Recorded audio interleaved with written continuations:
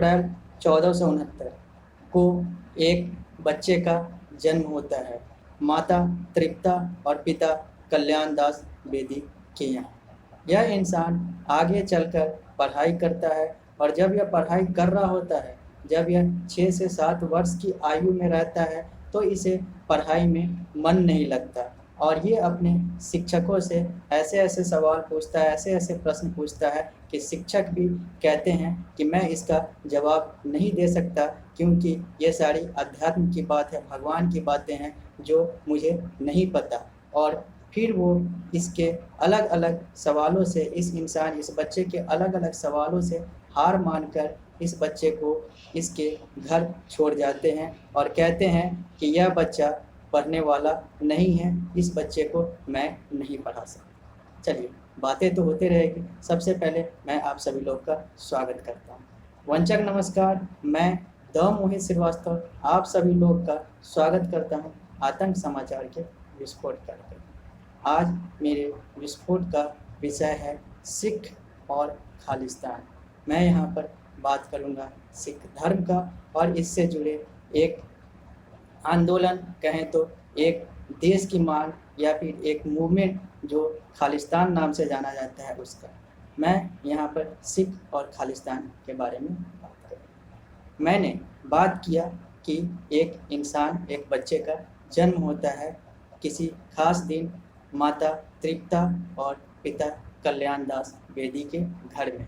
फिर वो आगे बढ़ता है, विद्यालय जाता है। विद्यालय में वो भगवान से जुड़े अलग अलग सवाल पूछता है, अध्यात्म से जुड़े अलग अलग सवाल पूछता है और फिर उसे वहाँ के शिक्षकों द्वारा कहा जाता है कि मैं इस सवालों का जवाब नहीं दे सकता, मैं इस बच्चे से हार मानता हूँ, और उस बच्चे को उसके माता पिता के यहाँ छोड़ दिया जाता है।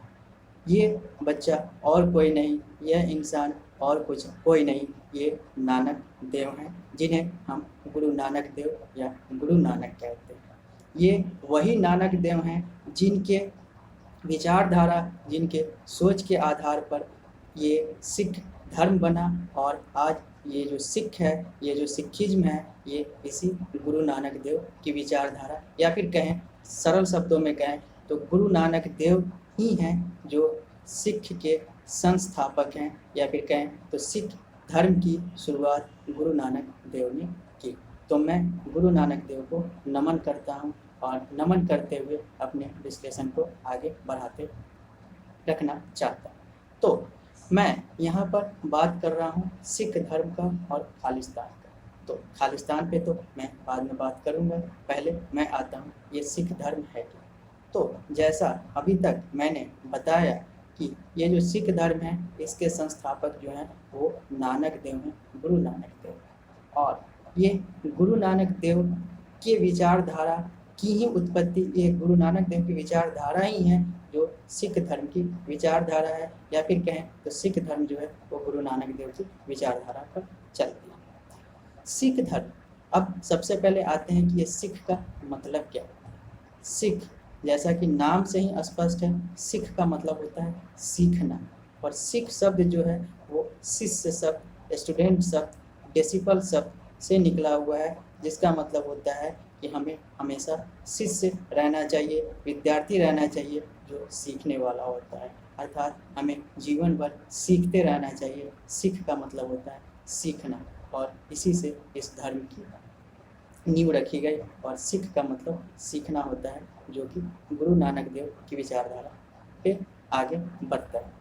अब बात करते हैं कि ये सिख धर्म की स्थापना कब हुई। क्या यह सिख धर्म जो है ये शुरू से आ रहा है, आदि अनादि काल से आ रहा है, या फिर ये बाद में स्थापित है। जैसा मैंने पहले भी बोला कि सिख धर्म की स्थापना गुरु नानक देव ने किया। गुरु नानक देव 1469 में इनका जन्म हुआ, अर्थात ये कहें तो सिख धर्म एक बहुत नया धर्म, बहुत नया स्थापित धर्म है जो अभी ये चलता आ रहा है। तो सिख एक बहुत नया स्थापित धर्म है, और अगर हम आबादी जनसंख्या के हिसाब से सिख धर्म को देखें तो ये दुनिया का 5वां सबसे बड़ा ऑर्गेनाइज्ड धर्म है। ऑर्गेनाइज्ड धर्म का मतलब है कि जो एक खास विचारधारा, एक खास धार्मिक विचारधारा पे चलता है, कुछ अनऑर्गेनाइज्ड धर्म भी हैं, जैसे जो अधार्मिक हैं वो अनऑर्गेनाइज्ड धर्म में आते हैं, कुछ चाइनीज फोक रिलीजन होते हैं, कुछ अफ्रीकन अलग अलग रिलीजन को एक साथ हम लोग मान कर चलते हैं। लेकिन सिख धर्म जो है, अगर ऑर्गेनाइज्ड रिलीजन की बात करें, अगर संगठित धर्म की बात करें, तो सिख की आबादी के हिसाब से सिख धर्म जो है ये दुनिया का, विश्व का 5वां सबसे बड़ा धर्म है। सबसे पहला है ईसाई, 2 नंबर पे इस्लाम, 3 नंबर पे हिंदू, 4 नंबर पे बौद्ध और 5 नंबर पे सिख। और सिख की पूरे दुनिया में लगभग 2 से 3 करोड़ की आबादी है और यह 5वां सबसे बड़ा धर्म है। और इसके सबसे ज़्यादा अनुयायी, इसके सबसे ज़्यादा लोग जो हैं वो भारत में रहते हैं, लगभग 2 करोड़ से ज़्यादा। दूसरे नंबर पे इसके सबसे ज़्यादा अनुयायी अमेरिका में रहते हैं, यूनाइटेड स्टेट्स ऑफ अमेरिका में। तीसरे नंबर पे कनाडा में और अलग अलग देशों में रहते हैं। तो ये लगभग 3 करोड़ की आबादी के साथ दुनिया का 5वां सबसे बड़ा धर्म है, ऑर्गेनाइज्ड धर्म है। और यह पूरे पॉपुलेशन, विश्व के पूरे पॉपुलेशन में अगर धार्मिक हिसाब से देखें तो ये 0.3% की हिस्सेदारी रखता है। अब बात करते हैं कि सिख धर्म की कुछ खास विशेषताएं क्या क्या है। तो सिख धर्म में जो मर्द होते हैं, जो लड़के होते हैं, उन्हें सिंह उपाधि दी जाती है। सिंह मतलब शेर। और जो महिलाएं होती हैं उन्हें कौर उपाधि दिया जाता है। कौर मतलब प्रिंसेस शेरनी। अर्थात यहाँ पे जो पुरुष होते हैं वो सिंह टाइटल लगाते हैं साधारणतः, और जो औरतें होती हैं उन्हें कौर टाइटल लगाने की सलाह दी जाती है, वो कौर टाइटल का उपयोग करते हैं। अब मैं सिख धर्म के बारे में कुछ और बताऊंगा, लेकिन उससे पहले मैं बात कर लेना चाहता हूँ इसके संस्थापक की, जैसा कि मैंने पहले बताया गुरु नानक देव की। गुरु नानक देव का जन्म जो 14 अप्रैल 1469 में हुआ था, ये पाकिस्तान, तत्कालीन पाकिस्तान के और अभी के भी पाकिस्तान के तलवंडी में हुआ था। तलवंडी उस समय पाकिस्तान में था और इसी तलवंडी में इनका जन्म हुआ। और चूँकि गुरु नानक देव, या फिर कहें तो नानक जो हैं वो गुरु नानक देव बन गए, इनकी विचारधारा इतनी ज़्यादा प्रचलित हो गई और इनके आधार पे सिख धर्म की स्थापना हो गई। इसके कारण से इनके जन्म स्थान तलवंडी को अब ननकाना साहिब भी कहते हैं। ननकाना साहिब नाम तलवंडी का ही पड़ा क्योंकि ये गुरु नानक देव के सम्मान में उनके जन्म स्थल का नाम रखा गया। और इनका देहांत 22 सितंबर 1539 को तत्कालीन पंजाब प्रोविंस के, तत्कालीन पंजाब के जो पाकिस्तान में है उसके करतारपुर में हुआ। और आज यह करतारपुर साहिब के नाम से जाना जाता है। आज इसे हम करतारपुर कहते हैं। आज यह पाकिस्तान में। तो अगर हम देखें तो चाहे वो इनका जन्म स्थान हो ननकाना साहिब, चाहे वो इनका जहाँ पे इनकी मौत हुई करतारपुर, दोनों जो है वो अभी के दौर में पाकिस्तान में है, वो पाकिस्तान का क्षेत्र है। और अब मैं गुरु नानक देव के बारे में कुछ और बताना चाहता हूँ। गुरु नानक देव जो थे वो शुरू से ही उन्हें पढ़ाई में मन नहीं लगा, वो ज़्यादा पढ़े नहीं। उनकी शादी भी 16 वर्ष की आयु में हो गई और लगभग 36 वर्ष की आयु में उनके 2 बच्चे हो गए। और 2 बच्चे होने के बाद उन्होंने अपने घर परिवार को अपने ससुर के हाथों सौंप दिया और फिर वो अपने 4 मित्र के साथ तीर्थ यात्रा पे चले गए, क्योंकि उन्हें अध्यात्म में ज़्यादा मन लगता था। उन्हें लगता था कि ये जो घर है, ये सारा चीज़ है, इससे ज़्यादा जरूरी हमें आध्यात्मिक शक्ति की ओर जाना चाहिए। जैसा गौतम बुद्ध के बारे में, सिद्धार्थ गौतम के बारे में भी कहा जाता है। मैं उस धर्म पे बात करूंगा अलग से, तो मैं वहाँ पे वो बात करूंगा। तो जैसे सिद्धार्थ गौतम वगैरह के बारे में बात किया जाता है कि उन्होंने भी अपना घर त्याग दिया, अपना राजशाही त्याग दिया, उसी तरीके से नानक देव के बारे में भी ये कहा जाता है कि इन्होंने 36 वर्ष की आयु में, लगभग अपने 36 वर्ष की आयु में इन्होंने अपना घर त्याग दिया और ये 4 मित्रों के साथ तीर्थ की ओर चले गए। और इनका कहना था कि जो है सबका मालिक एक है, हम सब एक हैं, चाहे वो हम सब अलग अलग जितने भी हों, चाहे वो धर्म के हिसाब से अलग हों, चाहे वो रूप रंग के हिसाब से अलग हों, हम सब एक हैं, हम सब वन हैं। वी ऑल आर वन, ये इनका कंसेप्ट था, इनका कहना था, इनका धारणा था कि सबका मालिक एक है, सब इंसान एक हैं और हम सब एक हैं। और चाहे हमारे पूर्वज अलग हों, चाहे वो हम अलग अलग भगवान को, अलग अलग फॉर्म्स ऑफ गॉड को, अलग अलग तरीके के भगवान की पूजा करते हों, चाहे वो मस्जिद जाते हों, चाहे वो मंदिर जाते हों, चाहे वो अलग अलग जगह पर जाते हों, लेकिन सब एक हैं, हम सब एक हैं। तो सिख धर्म जो है ये इसी आधार पे, गुरु नानक देव की इसी विचारधारा पे चलता है कि हम सब एक हैं, सबका मालिक एक है, हम सब मोक्ष, शांति और अच्छाई के लिए, पवित्रता के लिए जीते हैं। तो सिख धर्म की जो विचारधारा है वो है पवित्रता, सच्चाई, अच्छाई और मुक्ति। हमें इन चारों चीज़ों पे जीना चाहिए, ऐसा गुरु नानक देव या फिर कहें तो नानक देव, जो बाद में अपने विचारधारा और अपने पवित्र और अच्छे विचारधारा के कारण लोगों के द्वारा गुरु की उपाधि दी गई, गुरु नानक देव कहला। तो ये थे गुरु नानक देव, इनके बारे में ये सारी बातें थी कि ये ऐसे ऐसे अपने आप को आगे बढ़ाते गए। अब बात करते हैं कि ये जो सिख धर्म है इसमें 5 क पे फोकस किया जाता है। इस सिख धर्म में 5 क को माना जाता है कि ये हमेशा सिख लोगों के साथ रहना चाहिए।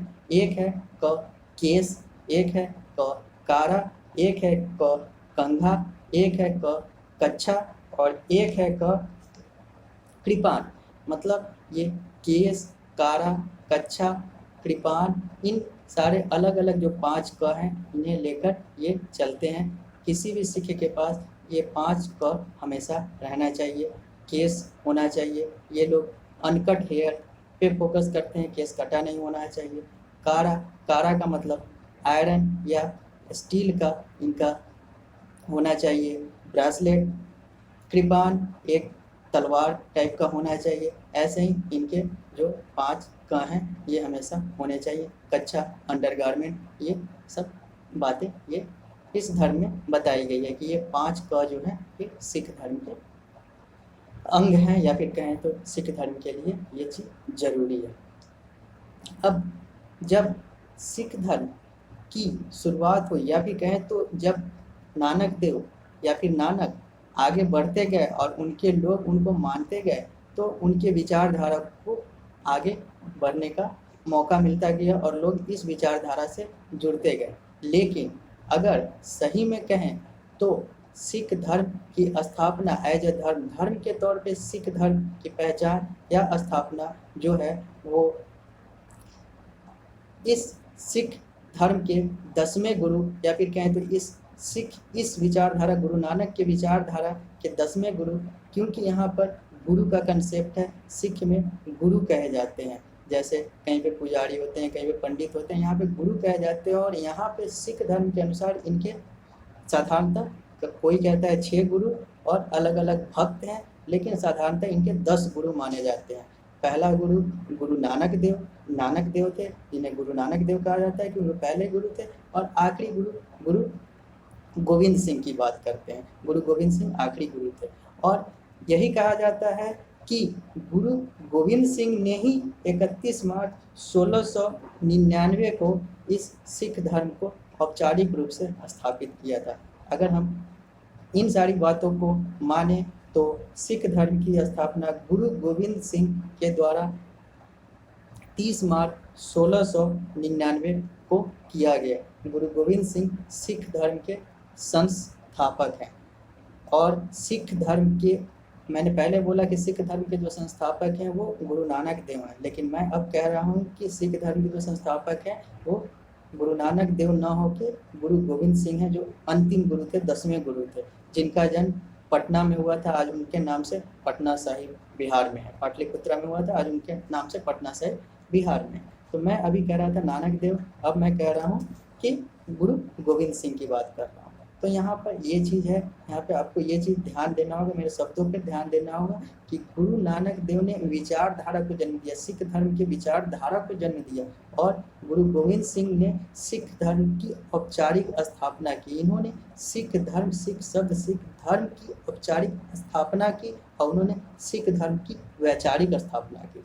तो गुरु नानक देव जो थे वो सिख धर्म के वैचारिक संस्थापक थे, और गुरु नानक देव के बाद और भी अलग अलग गुरु आते गए, गुरु अर्जन देव, गुरु अलग अलग होते गए। जो आखिरी गुरु जो गुरु गोविंद सिंह जी जो थे, जो 10वें गुरु थे, उन्होंने सिख धर्म की औपचारिक स्थापना की। पहले थे वैचारिक संस्थापक और दूसरे हैं औपचारिक संस्थापक। ठीक है, अब मैं बात करता हूँ सिख धर्म में आगे और क्या क्या हुआ। सिख धर्म जब आगे बढ़ रहा था, सिख धर्म की स्थापना जब हुई और जब वो 1699 या फिर अलग अलग समय में आगे जब बढ़ रहा था, तो यहाँ पर इस्लाम, ईसाई और हिंदू, ये सब बड़े बड़े आबादी के हिसाब से बड़े बड़े धर्म है, जैसा मैंने पहले भी बताया कि आबादी के हिसाब से ये सब इससे बहुत ज़्यादा बड़े धर्म हैं। तो इन सबों के बीच में युद्ध हो रहा था, इन सबों के बीच में अलग अलग लड़ाइयाँ हो रही थी, और सिख धर्म भी इससे अनछुआ नहीं था। वहाँ पे भी इसे भी चाहे अनचाहे, जाने अनजाने उस लड़ाई का हिस्सा बनना पड़ रहा था। इसे भी उस लड़ाई में जवाबदेही देनी पड़ रही थी, इसके भी लोग वहाँ पे मारे जा रहे थे या फिर मार रहे थे। तो बात आती है कि ये जो सिख धर्म है, यहाँ पे मैं एक चीज़ और बताता चलो। यहाँ पे ये जो सिख धर्म है, इसकी जो स्थापना हुई थी, जैसा हमने बताया कि गुरु नानक देव और गुरु गोविंद सिंह की बात हमने कही, ये सब पाकिस्तान, ननकाना साहिब हो, पटना साहिब हो, भारत की बात हो, या फिर अलग अलग करतारपुर की बात हो, ये सब जितने भी हैं, ये सब इंडियन सब कंटिनेंट के अंदर आते हैं, भारतीय उपमहाद्वीप के अंदर आते हैं।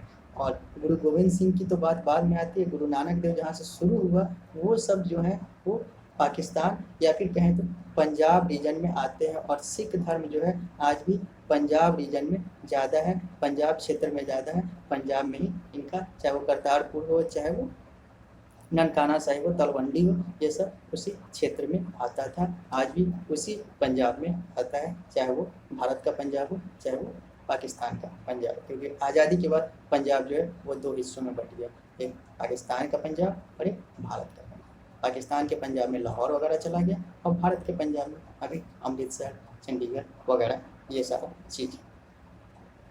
तो मैं यहाँ पर वही बात कर रहा था कि जैसे जैसे सिख धर्म आगे बढ़ता गया और ये लड़ाई का हिस्सा बनता चला गया, क्योंकि भारत पे मुगलों का, ईसाइयों का, पहले मुगल आए फिर ईसाई आए, लड़ाइयाँ होती है, पहले मुगल आए फिर बाद में ईसाई आए।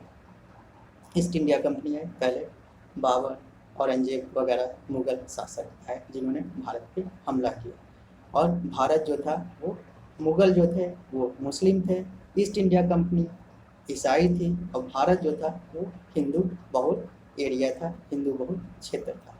तो यहाँ पर पहले मुगल आए, मुगलों ने हिंदुओं पर आक्रमण किया और इनका धर्मांतरण किया, या फिर इनको मारा, या कहे कि या तो तुम धर्म परिवर्तन कर लो या तो मारे जाओगे। और वहाँ पे बहुत सारे नरसंहार हुए, बहुत सारे लोगों ने इसका प्रतिरोध किया, बहुत सारे लोग लड़े, लेकिन धर्मांतरण और नरसंहार दोनों होते रहे, दोनों तरफ से हुए, आक्रमणकारियों की तरफ से ज़्यादा हुए और इधर से कम हुए, लेकिन इधर से भी जो भी ज़रूरत पड़ा उसके हिसाब से ये सारी चीज़ें हुई। इसके बीच में जब ये सारी चीज़ें हो रही थी, मुगल और भारत के बीच में जब ये लड़ाई हो रही थी, तो यहाँ पर सिख धर्म जो है वो भारत और हिंदुओं के साथ, हिंदुओं के पक्ष में आया, और इसने मुगलों के खिलाफ हिंदुओं के सामने ढाल बनकर खड़े हो गए, अर्थात इन्होंने मुगलों के खिलाफ हिंदुओं के पक्ष से लड़ाई लड़ी और इन्होंने अपनी शहादत दी। इन्होंने हिंदू देश भारत को बचाने के लिए, हिंदुओं को बचाने के लिए, क्योंकि इन्हें लगा कि यहाँ पर जो हिंदू हैं वो सही हैं, मुगल जो है वो आक्रमणकारी हैं, तो इन्होंने हिंदुओं को बचाने के लिए अपना बलिदान दिया, अपना बलिदान देना उचित समझा, और यहाँ पर बहुत सारी चीज़ें हुई। मैं यहाँ पर एक 4 साहिबजादे की बात करना चाहता हूँ। 4 साहिबजादे जो हैं ये गुरु गोविंद सिंह के 4 पुत्र थे। ये चारों लगभग 6 साल 7 साल से लेकर 13 साल की आयु में शहीद हो गए। ये लोग वो थे जो मुगलों के सामने झुके नहीं। गुरु गोविंद सिंह के ये 4 पुत्र और इनकी पत्नी माता गुजरी जिसे कहते हैं, माता गुजरी के नाम से बिहार में एक निजी विश्वविद्यालय भी पूर्णिया किशनगंज साइड में है जो स्टार्ट हुआ है।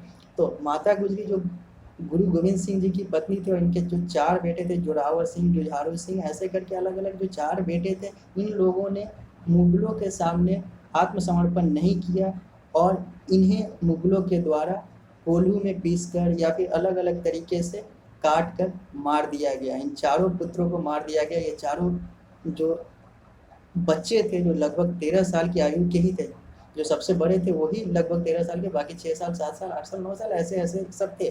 तो इन लोगों ने भी उनके सामने नहीं। तो यहाँ पे मैं यही कहना चाहता हूँ कि चाहे वो उम्र ज़्यादा हो चाहे वो उम्र कम हो, सोच जो है वो मजबूत होनी चाहिए।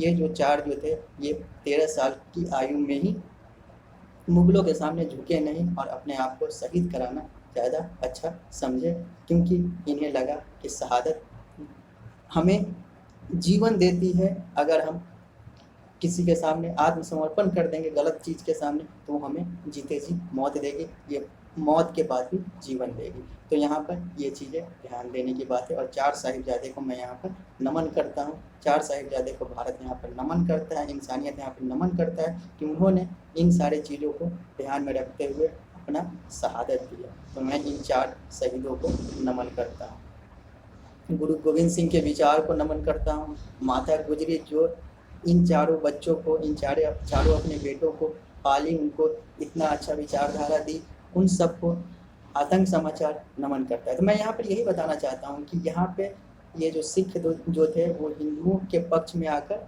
लड़ाई लड़े और अलग अलग चीज़ें बढ़ती गई। ठीक, ये सारी चीज़ें आगे आई। फिर मुग़ल हारे, मुग़ल को ईसाई ईस्ट इंडिया कंपनी के द्वारा हार मिली। फिर ईसाई आए, फिर ईसाई ने भारत पे शासन किया। फिर सिख धर्म भी आगे बढ़ता गया और सिख धर्म अपने आप को आगे ले जाता गया। यहाँ पर मैं 2 चीज़ें और बता देना चाहता हूँ कि सिख धर्म के जो पूजा स्थल हैं उसे गुरुद्वारा कहते हैं और सिख धर्म का जो सबसे पवित्र ग्रंथ है उसे गुरु ग्रंथ साहिब कहते हैं। तो गुरुद्वारा और गुरु ग्रंथ साहिब ये 2 सिख धर्म से जुड़े हुए शब्द हैं। अब हम आते हैं अपने विश्लेषण को आगे बढ़ाते हुए आगे बढ़ते हैं। अब बात करते हैं 1947 की, 1947 की, जब भारत आज़ाद हुआ। चूँकि सिख जो थे वो अधिकांश जो थे वो पंजाब प्रांत में थे, या फिर कहें तो इनकी उत्पत्ति ही पंजाब प्रांत में थी। ये पंजाब प्रांत में ही थे, लगभग 99% पंजाब प्रांत में ही थे। और ये पंजाब प्रांत जो है ये आज़ादी की वजह से, मैंने पहले भी बोला कि भारतीय स्वतंत्रता 1947 के बाद ये 2 हिस्सों में, 2 देशों में बट गए। आधे, लगभग आधे भारत में और लगभग आधे पाकिस्तान में चले गए। मतलब पंजाब जो है लगभग आधा हिंदुस्तान में, लगभग आधा पाकिस्तान में चला गया। तो फिर यहाँ पर जब 1947 में भारतीय स्वतंत्रता हुई, भारतीय स्वतंत्रता मिली, तो वहाँ पर धर्म के नाम पर 2 देश बट गए, धर्म के नाम पर 2 देश बन गए। एक मुस्लिम बहुल देश पाकिस्तान और एक हिंदू बहुल देश हिंदुस्तान, भारत। अब यहाँ पर ये जो सिख थे ये लोग चाहें कि हमें भी एक नया देश मिल जाना चाहिए, क्योंकि उन्हें लगा कि ये अच्छा मौका है यहाँ पर एक नया देश की मांग करने की, एक नए देश की मांग करने की।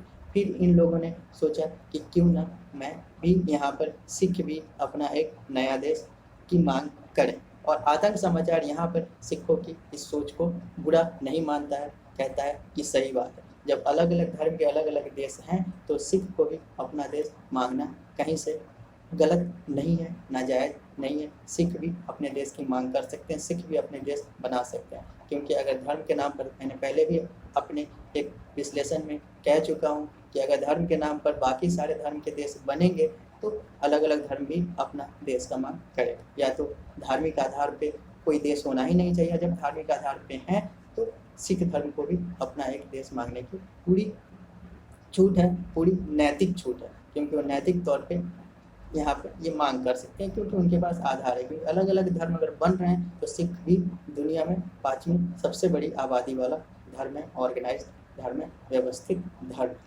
तो 1947 में बात आई। 1947 में जब बात आई तो ये लोग अपने एक नए धर्म के आधार पर एक नए देश की मांग कर रहे थे।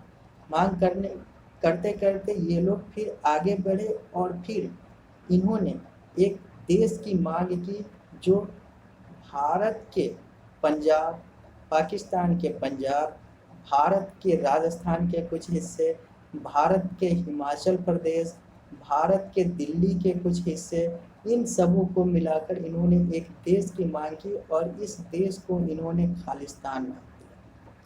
अब बात आती है यहाँ पर सिख धर्म से जुड़ा हुआ खालिस्तान। अब मैं आता हूँ खालिस्तान, इन्होंने खालिस्तान, अब बात आती है खालिस्तान ही इन्होंने क्यों नाम दिया।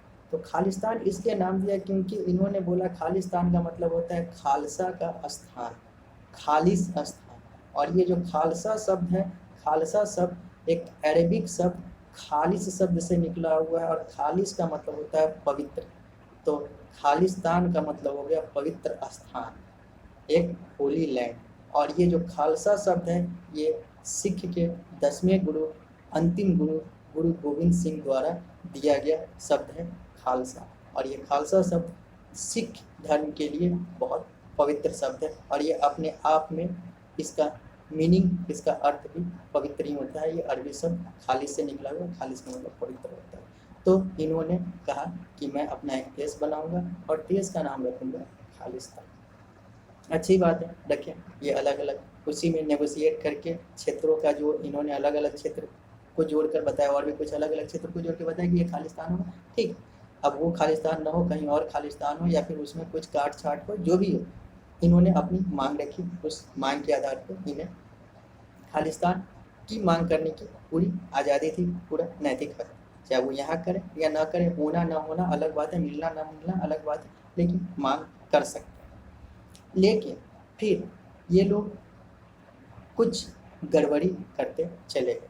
अब मैं आता हूँ एक टाइमलाइन पे, एक ऐसे समय को, अब अलग अलग सालों को मैं यहाँ पर जोड़ता चला जाता हूँ। बात आती है कि जब ये आगे बढ़ते गए, खालिस्तान की मांग करते गए और खालिस्तान के एक अलग देश की मांग करते गए, तो इन्होंने पंजाब, हिमाचल, दिल्ली, चंडीगढ़, राजस्थान वगैरह की बात करते गए और ये कहते गए कि इन सब को जोड़कर हमें एक खालिस्तान देश चाहिए, हमें एक खालिस्तान देश की मांग करनी चाहिए। और खालिस्तान देश इन लोगों ने कहा कि अब हमें मिलना चाहिए। लेकिन बात यहाँ पर आई कि जब ये खालिस्तान का जब आंदोलन आगे बढ़ता गया तो ये लोग उग्र होते चले गए। उस समय भारत में कांग्रेस का शासन था, कांग्रेस की सरकार थी, कांग्रेस के अलग अलग प्रधानमंत्री, चाहे वो पहले प्रधानमंत्री जवाहरलाल नेहरू की बात करें, दूसरे प्रधानमंत्री लाल बहादुर शास्त्री की बात करें, फिर इंदिरा गांधी की बात करें, जैसे जैसे आगे बढ़ते चले गए।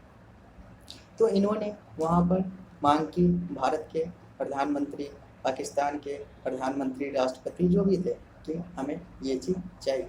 फिर पाकिस्तान वाले भी कुछ नेगोशिएट करने पे आए, भारत वाले भी कुछ नेगोशिएट करने पे आए, लेकिन ये लोग उग्र होते चले गए और इन लोगों ने उस नेगोशिएशन में कहीं ना कहीं देखा कि कुछ गड़बड़ी है। लेकिन उसी नेगोशिएशन का ही वो परिणाम है कि 1966 में भारत का जो पंजाब प्रोविंस था, जो आज़ादी के बाद जो भारत का जो पंजाब था, जो पंजाब प्रोविंस था, 1966 में 1966 में 3 हिस्सों में बट गया। इसी खालिस्तान, इसी सिख बेस्ड, जो सिख धर्म के आधार पे जो अलग देश की मांग करने की बात थी, इसी आधार पे भारत के पंजाब प्रोविंस राज्य 3 हिस्से में बट गए।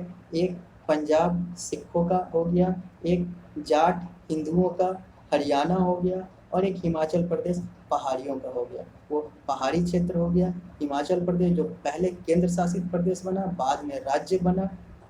पंजाब अलग होकर राज्य बना, हरियाणा अलग होकर राज्य बना।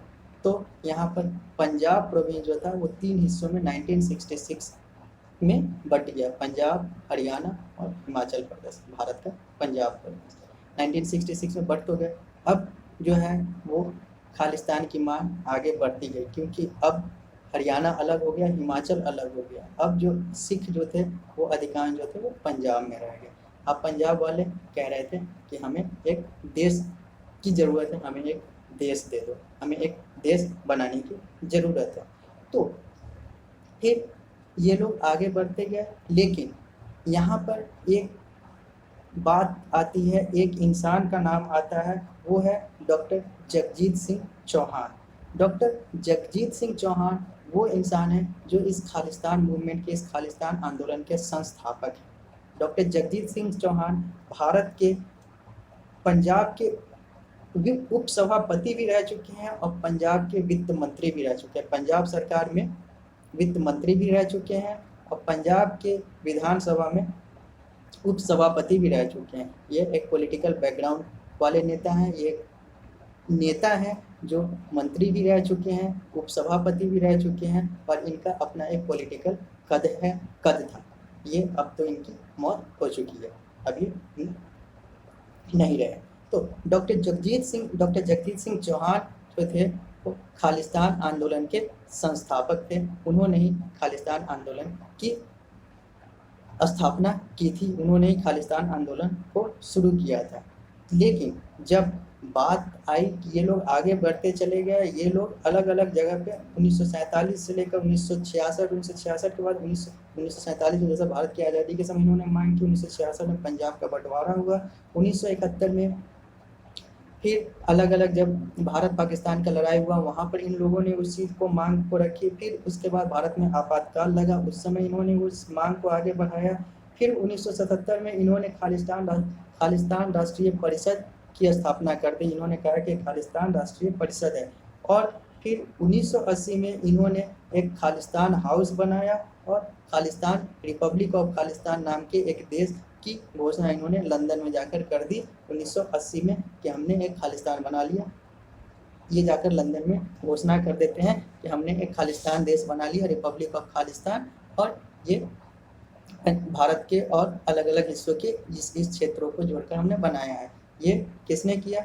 डॉक्टर जगजीत सिंह चौहान और उनके इशारे पे अन्य नेताओं ने किया या फिर अन्य लोगों ने किया, अन्य खालिस्तानी समर्थकों ने किया। और इन खालिस्तानी समर्थकों को और ज़्यादा आर्थिक मदद उन सारे सिख समुदाय से मिलने लगा जो सिख भारत में या फिर भारत से बाहर रहते थे, अलग अलग जगहों पर रहते थे। इंग्लैंड की बात कर लें या फिर अमेरिका की बात कर लें या फिर कनाडा की बात कर लें, अलग अलग जगह पे जहाँ जहाँ रहते थे, इन लोगों से आर्थिक इनको मदद भी और नैतिक और सामाजिक मदद भी मिलने लगी, जिसके कारण से खालिस्तान मूवमेंट जो है वो आगे बढ़ता गया। लेकिन खालिस्तान मूवमेंट में, खालिस्तान में की मांग में गलती नहीं थी। खालिस्तान की मांग में वो समस्या नहीं थी। समस्या ये थी कि खालिस्तान की मांग जो है वो जिस तरीके से आगे बढ़ता चला गया, वो खालिस्तान एक आतंकवाद की तरफ आगे बढ़ता चला गया।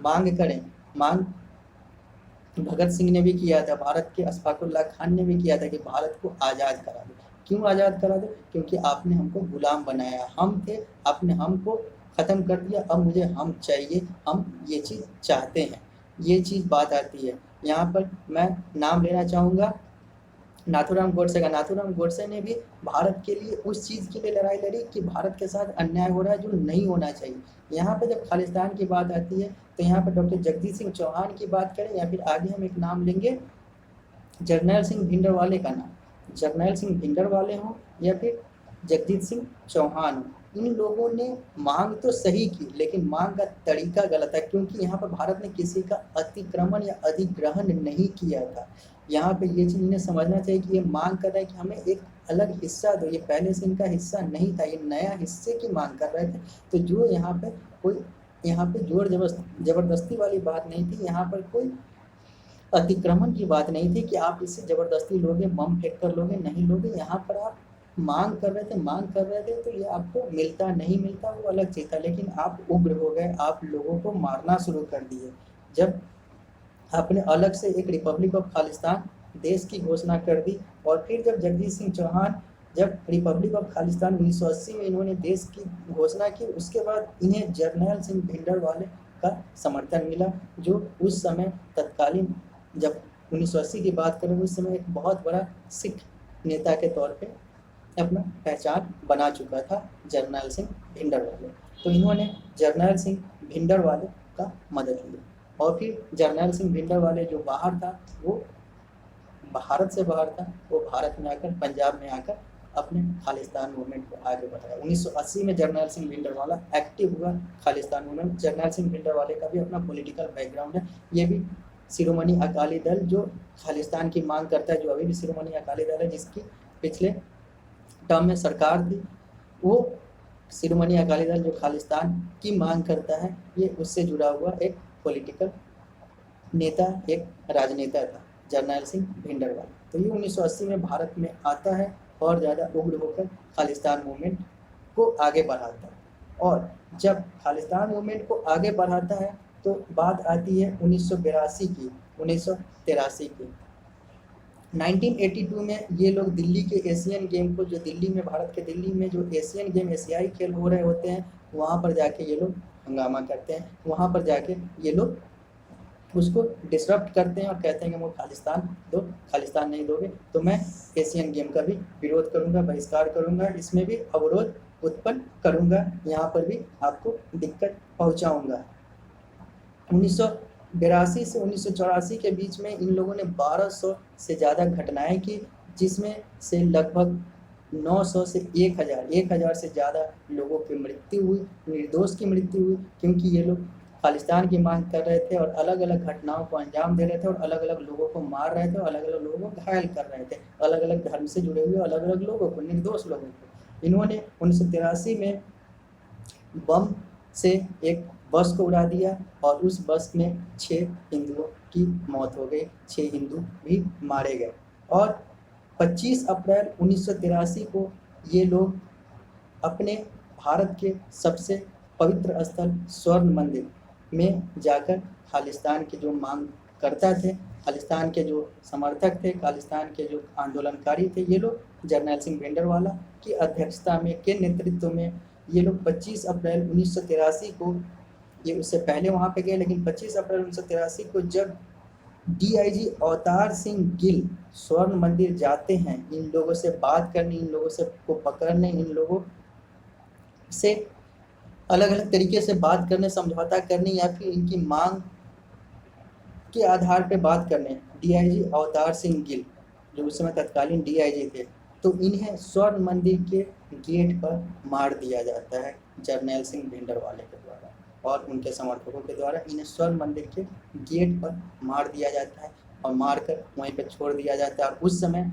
वहाँ की जो पुलिस थी वो भी इतना इन लोगों से खौफ खाती थी, जर्नैल सिंह भिंडरवाले जैसे खालिस्तानी आतंकवादियों से खौफ खाती थी कि वो इनके अपने DIG के लाश को भी 2 घंटे तक इन्होंने नहीं उठाया, नहीं छुआ, क्योंकि इन्हें लगता था कि अगर वो ऐसा करेंगे तो वो लोग भी मारे जाएंगे और ये लोग उस पर कुछ नहीं कर पाएंगे, पुलिस वाले कुछ नहीं कर पाएंगे, इनको भी मार दिया जाएगा जर्नैल सिंह भिंडरवाला और उनके अलग अलग आतंकवादियों के द्वारा।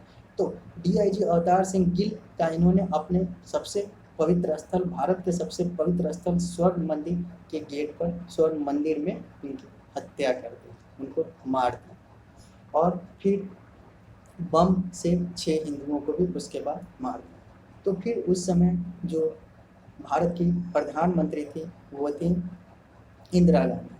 तो तत्कालीन प्रधानमंत्री इंदिरा गांधी ने भारत में आपातकाल लगाया और भारत में उस समय आपातकाल लगाकर अपने सेना को, अपने मिलिट्री फोर्स को, अपने आर्म्ड फोर्स को ये कहा कि आप इन सब लोगों को, क्योंकि अब ये सिर से ऊपर जा चुका है, अब ये आंदोलन सिर से ऊपर जा चुका है, अब ये आतंकवादी लोग जो हैं वो सिर से ऊपर जा चुके हैं, अब इनका कुछ करना होगा, अब इनको ख़त्म करना होगा। अगर हम नहीं ख़त्म करते हैं तो जो पंजाब है वो भी आने वाले समय में हमारा कश्मीर बन जाएगा, हमारा इस्लामिक आतंकवाद की तरफ है, ये सिख आतंकवाद भी भारत को बर्बाद करता चला जाएगा। तो इस आधार पर इन्होंने इंडियन आर्म्ड फोर्सेज को, भारतीय सेना को कहा कि आप अब एक ऑपरेशन करो। ऑपरेशन मतलब आप अब यहाँ पर एक मिशन निकालो इन लोगों को ख़त्म करने का। और फिर 3 जून से लेकर 8 जून के बीच में वर्ष 1984 में 3 जून से लेकर 8 जून के बीच में एक ऑपरेशन चलाया गया जिसका नाम है ऑपरेशन ब्लू स्टार, जो अभी तुरंत बीता है। आज मैं 10 जून को बात कर रहा हूँ। 3 जून से 8 जून 1984 को ऑपरेशन ब्लू स्टार चला था। इसी स्वर्ण मंदिर में ऑपरेशन ब्लू स्टार में ऑपरेशन मेटल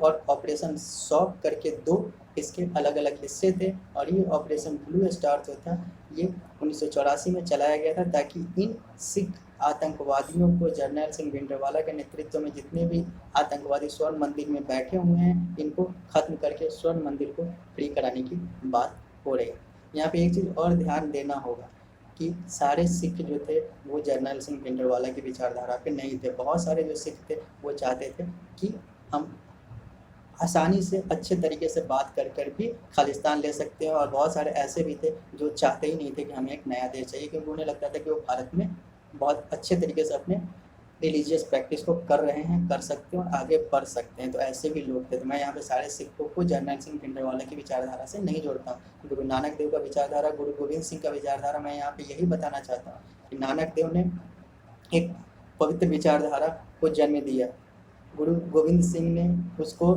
स्थापित किया, गुरु गोविंद सिंह ने अपने अपने बच्चों को शहीद करवा दिया, लेकिन आज वही जो विचारधारा है वो कहाँ से कहाँ तक आ गई।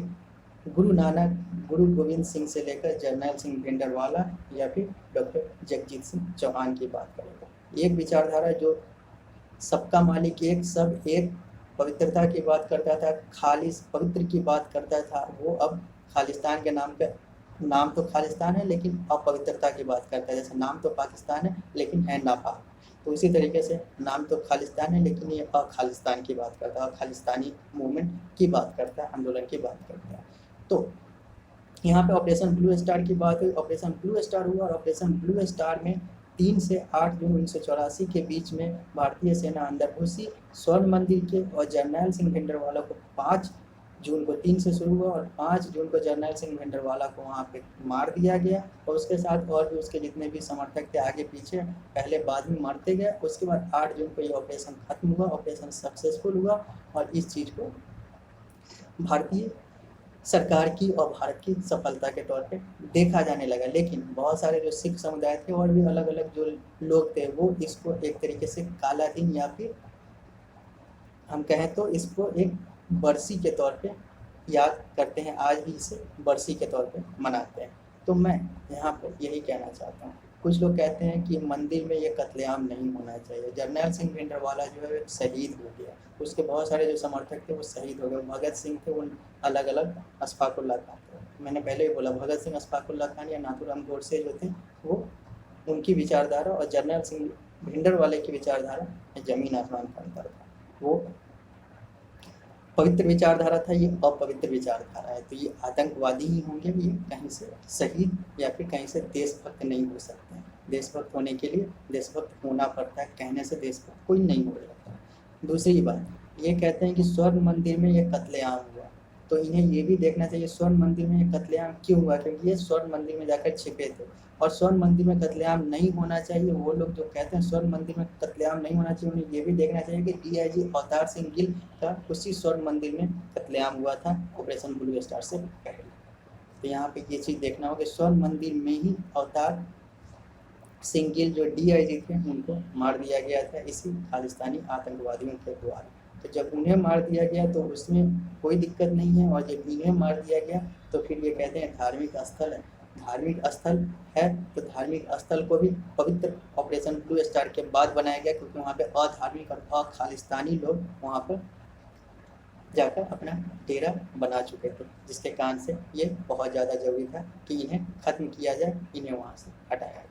तो मैं यहाँ पर ये चीज़ बता देना चाहता हूँ, ये चीज़ ध्यान दिलाना चाहता हूँ कि अवतार सिंह गिल के साथ जो हुआ वो भी स्वर्ण मंदिर परिसर, स्वर्ण मंदिर दरवाजे पे ही हुआ, और इन लोगों के साथ जो हुआ वो स्वर्ण मंदिर में ही हुआ। तो कहीं से कुछ गलत नहीं है, गलत भिंडरवाले की सोच, गलत जगजीत सिंह चौहान की सोच है।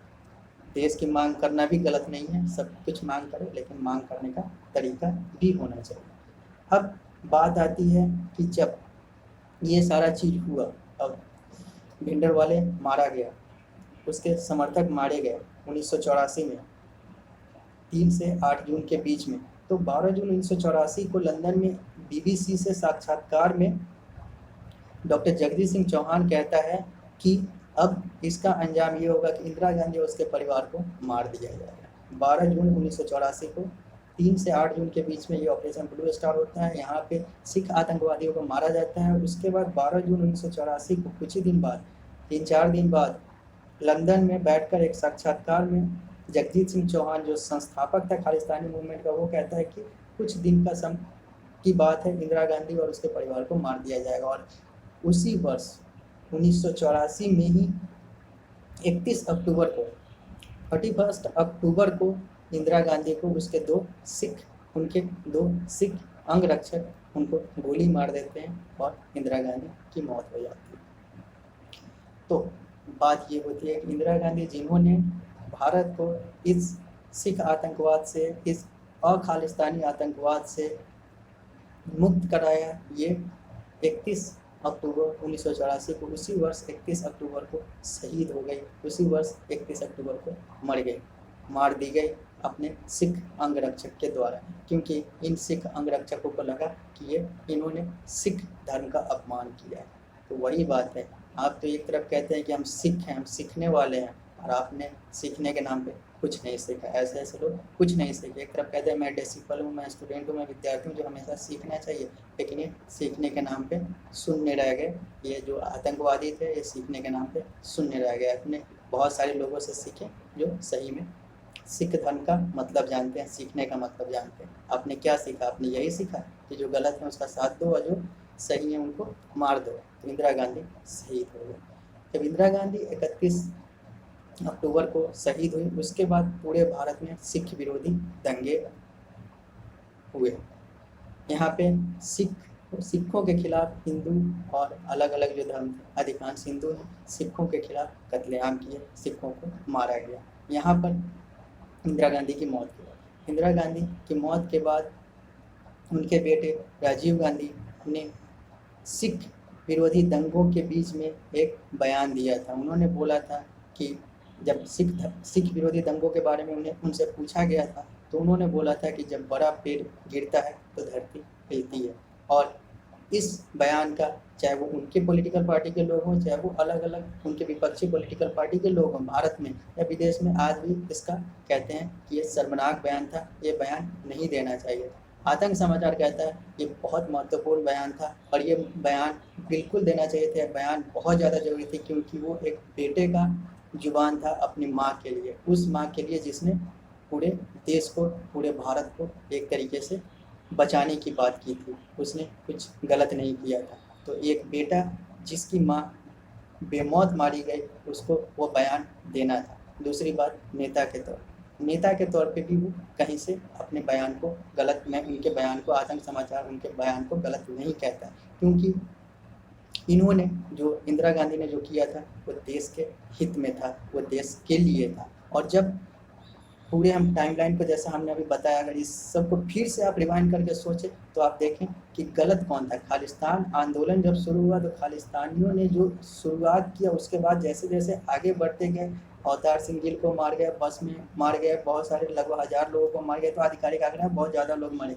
सारे लोग मरते गए, तो वो चीज़ गलत था। तो उसी को ख़त्म करने के लिए ऑपरेशन ब्लू स्टार हुआ, और ऑपरेशन ब्लू स्टार के कारण से इनको मार दिया गया। तो देश के लिए भी बयान का आतंक समाचार बहुत समर्थन करता है, और आतंक समाचार बिल्कुल राजीव गांधी के उस बयान के साथ है कि जब बड़ा पेड़ गिरेगा तो धरती हिलेगी।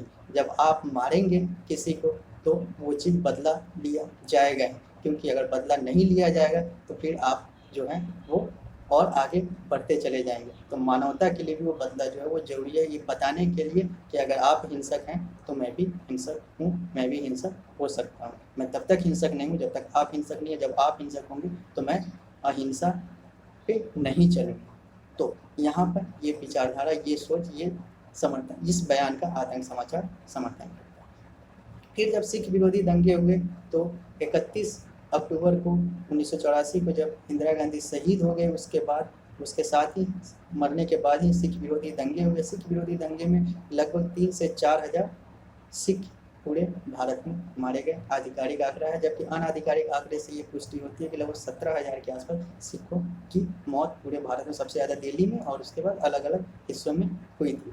तो इसके लिए कांग्रेस के 3 नेता सज्जन कुमार, हरिकृष्ण लाल भगत और जगदीश टाइटलर को आरोपी माना गया और इन तीनों पर आरोप तय कर दिया गया। हरिकृष्ण लाल भगत तो अब दुनिया में नहीं रहे, वो तो उनका निधन हो गया और जगदीश टाइटलर और सज्जन कुमार को आज भी कांग्रेस एक अछूत के तौर पे देखती है। हालांकि उन्हें ये सोचना चाहिए कि ये वही जगदीश टाइटलर और वही सज्जन कुमार हैं जिन्होंने आपके एक महान शहीद की रक्षा के लिए या फिर शहीद के अपमान का बदला लेने के लिए इन्होंने क्या क्या नहीं किया, और आज आप इनको वो सम्मान नहीं देते। ये कहीं पे अगर पब्लिक मीटिंग में आते हैं तो आप वहाँ से दूरी बना लेते हैं। तो कम से कम बाकी कांग्रेस के लोगों को तो छोड़े, कांग्रेस के जो इंदिरा गांधी के वंशज हैं उन्हें ये चीज़ देखना चाहिए कि ये जो जगदीश टाइटलर और जो सज्जन कुमार है स्केल भगत तो नहीं रहे, उन्होंने अपने परिवार के लिए बलिदान नहीं दिया, उन्होंने आपके परिवार के लिए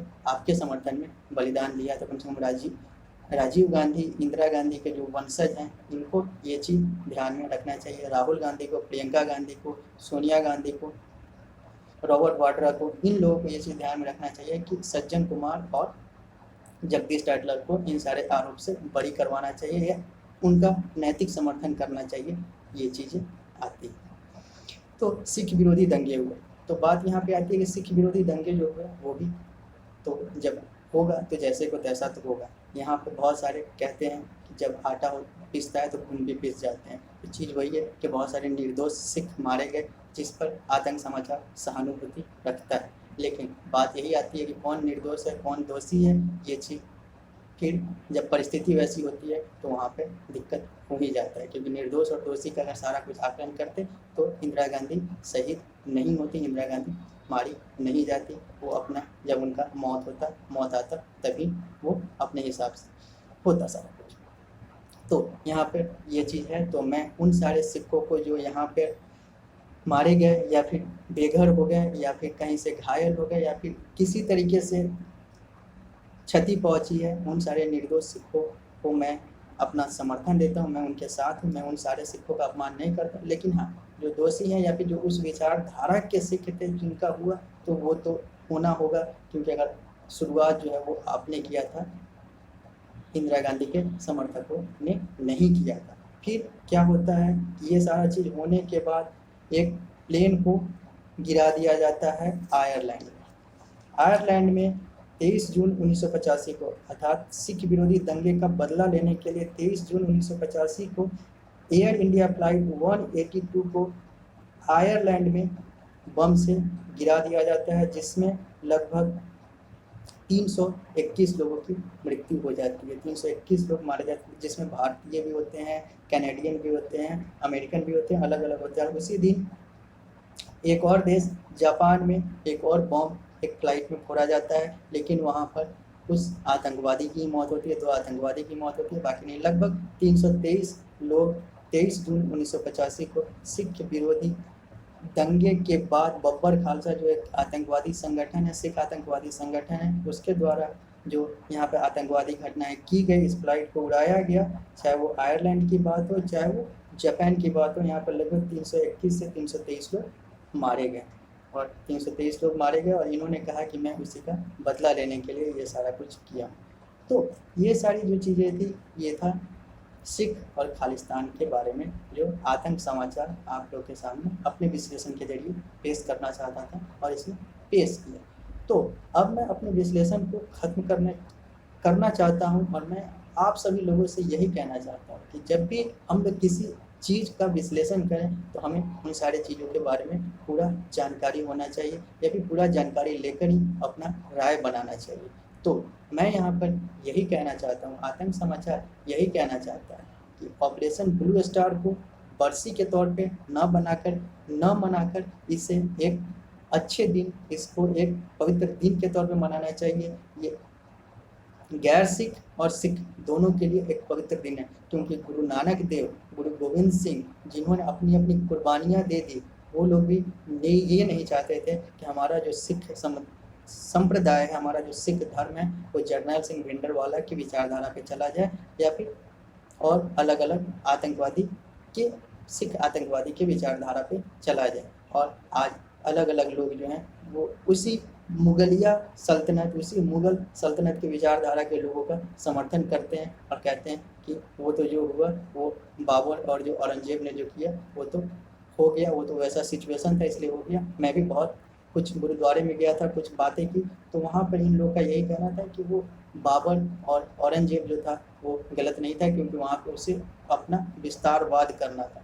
तो वही चीज़ है। अब इनकी सोच जो है गुरु नानक देव और गुरु अर्जन देव और अलग अलग 10 गुरु या फिर कहें तो अंतिम गुरु गुरु गोविंद सिंह की विचारधारा का ही अपमान कर रहा है। तो ये लोग भी नहीं सोचते होंगे कि हमारे जो अनुयायी हैं, जो अभी के अनुयायी हैं, वो ऐसे बने। ये जो ऊपर गए होंगे, ये लोग ऊपर से देख रहे होंगे तो देख रहे होंगे सिख जो धर्म था वो सीखने के लिए था, और सीखने के दरमियान ये लोग कहाँ से कहाँ तक पहुँच गए, ये उन लोग के लिए भी बहुत सोच का, बहुत अफसोस का विषय बना होगा। तो मैं यहाँ पे यही कहना चाहता हूँ कि हमें हर चीज़ को सही तरीके से आकलन करना चाहिए।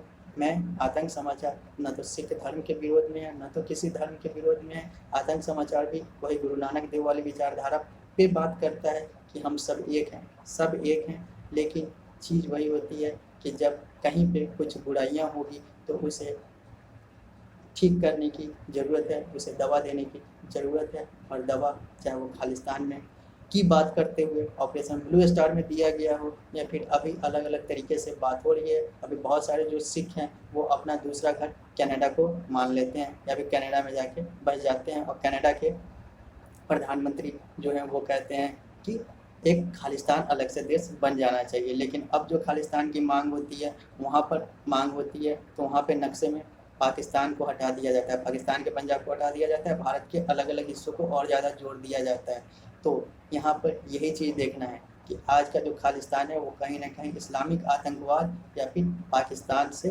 प्रेरित हो चुका है, पाकिस्तान के पक्ष में जा चुका है, और पाकिस्तान से गाइड होकर ये सारी चीज़ें होती हैं। और कनाडा के प्रधानमंत्री को भी सोचना चाहिए, जस्टिन ट्रूडो को भी सोचना चाहिए कि वो सारे चीज़ों के लिए अपना जो राय बनाए वो सोच समझ के बनाए। चूँकि उनकी जो सरकार है वो एक अस्थिर सरकार है, और उनका जो समर्थन है वो एक खालिस्तानी पार्टी या फिर खालिस्तानी समर्थक पार्टी के समर्थन से उनका सरकार चल रहा है। तो उनकी भी राजनीतिक मजबूरी है कि वो ऐसा ऐसा बयान दे। अगर वो ऐसा बयान नहीं देंगे तो वो समर्थन हटेगा, उनका सरकार गिर जाएगा। तो ये सारी चीज़ें हैं। और एक चैनल ने पहले भी इसको विश्लेषण करके ये कह चुका है, वो चैनल कह चुका है कि अगर आपको खालिस्तान बनाना है तो आप कनाडा में बना लो, क्योंकि कनाडा दुनिया का दूसरा सबसे बड़ा देश है एरिया के हिसाब से, और आबादी लगभग वहाँ पे 2 से 3 करोड़ ही है, और भारत में 135 करोड़ है। भारत 7वां सबसे बड़ा देश है आबादी के एरिया के हिसाब से। तो कनाडा में भी एक अलग से सिखों का जगह बनाया जा सकता है, सिखों का देश बनाया जा सकता है, जो भारत के ये पूरे जो खालिस्तान के नक्शे हैं उससे कहीं ज़्यादा हो जाएगा, कहीं ज़्यादा सुकून से वहाँ पर लोग रह जाएंगे। कोई दिक्कत नहीं है, आप वहाँ पे बना सकते हो या फिर कहीं और भी बनाओ, ना बनाओ। लेकिन बात यहाँ पे ये आती है कि चीज़ें जो हैं वो सब कुछ सही होना चाहिए। गुरु नानक देव की विचारधारा पे अगर आप चलोगे, गुरु अर्जन देव की विचारधारा पे चलोगे, गुरु गोविंद सिंह की विचारधारा पे चलोगे, या बाकी जितने भी आपके 10 गुरु थे, गुरु नानक से लेकर गुरु गोविंद, पहले गुरु नानक आखिरी गुरु गोविंद सिंह, इन सब की विचारधारा पे चलोगे तो आपका भारत में स्वागत है, आपका आतंक समाचार में स्वागत है। अगर आप नहीं चलोगे तो आप अपना रास्ता देखो, क्योंकि भारत ऐसे लोगों को बर्दाश्त न किया था, चाहे वो इंदिरा गांधी का समय हो, और न करेगा।